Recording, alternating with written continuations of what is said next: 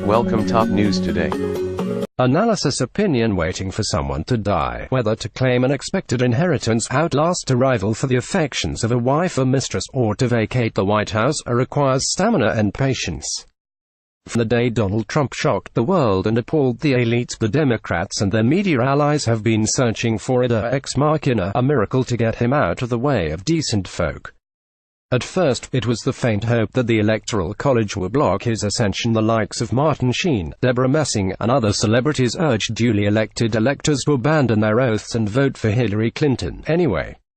No such luck. Then the losers cooked up a tale that the Russians, clearly meddling, had colluded with Donald Trump to corrupt the 2016 election, and even if there was no fire, the idea was that a special prosecutor could conjure enough smoke to enable the invocation of the 25th Amendment and persuade the Vice President and the President's cabinet to depose him in a coup d'etat. So far that hasn't worked either, but Robert Mueller is still conjuring smoke. Lately, however, the sore losers have put the hopes in something else: the President's health. On its face, that makes more sense. Donald Trump is 71 years old, making him one of the oldest presidents ever to serve. His lifestyle ought to have killed him already. He rarely exercises, the occasional round of golf aside, and is famous for gorging on fast food.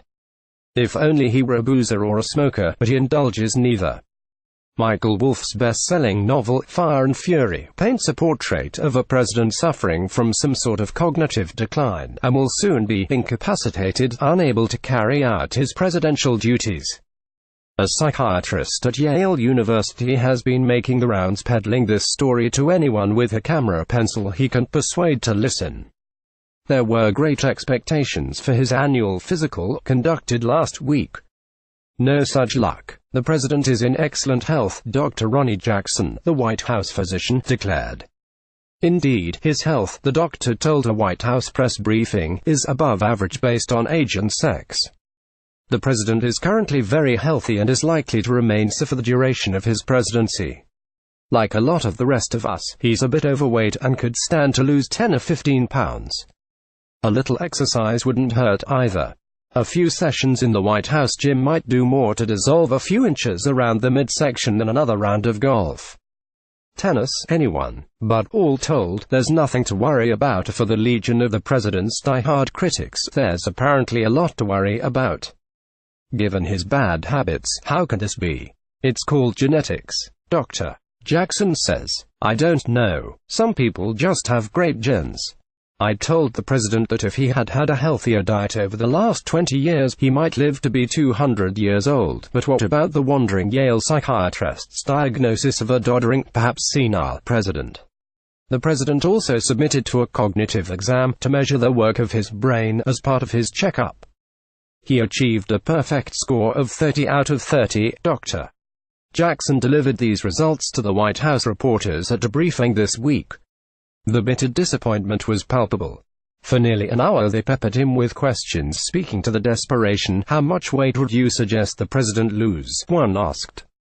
Can you assess the president's mental fitness for office? Asked another. Are you ruling out things like early-onset Alzheimer's? Are you looking at dementia-like symptoms? Surely the doctor had at least a little good news. Do you have a life expectancy for him based on his results? Wondered another. Dr. Jackson parried the questions with patient ease. A doctor understands such anxiety following a physical examination, but usually there's no appetite for bad news. Nevertheless, he could only repeat what the evidence says: the president's health is good. Nothing else to see here. CNN's doctor on call, Dr. Sanjay Gupta, did not examine Mr.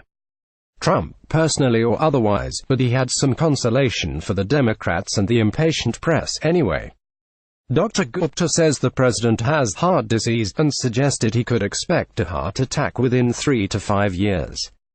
Well, no one knows the future, but if the president's critics, rivals and enemies want him out of the White House, they'll have to do it the old-fashioned way, in the voting booth. Civilized countries do it that way.